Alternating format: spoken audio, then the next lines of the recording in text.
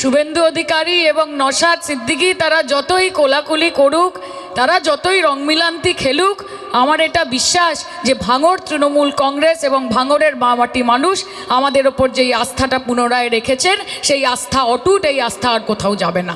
মমতাদি প্রায় রোজ দিন শওকতদাকে একবার করে ফোন করে, আমি শুনেছি, গাড়িতে বসেছিলাম, ফোন করে জিজ্ঞেস করে কেমন আছিস, সব ঠিক আছে তো, চিন্তার কিছু নেই তো, ভাঙড়ের মানুষ ভালো আছে তো। যে মুদ্দাই লাখ বুরা চাহে তো ক্যা হোতা হ্যায়, कि मुद्दई लाख बुरा चाहे तो क्या होता है, वही होता है जो मंजूर खुदा होता है।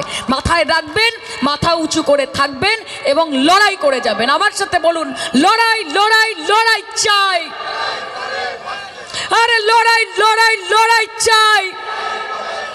এই লড়াই করার মানসিকতা নিয়ে এগিয়ে যায়। শুভেন্দু অধিকারী যখন টেলিভিশনে থাকে তখন টেলিভিশনের টিআরপি পড়ে যায়, কারণ লোকে চ্যানেল দেখেন। যে বড় নেতা, দেশের নেতা, স্বরাষ্ট্রমন্ত্রী, তিনি, তার আসার কথা ছিল এই পশ্চিমবঙ্গে 3 দিন আগে, কিন্তু তিনি বলেছেন যে না বাবা, পশ্চিমবঙ্গে নাকি কি ডানা ঝড় আসছে, কি প্লাবন আসছে, ওই সময় যাব না, ঝড়টড় মিটে যাক তারপর আমি যাব। আরে উনি তো ট্যুরিস্ট, উনি তো ট্যুরিস্ট।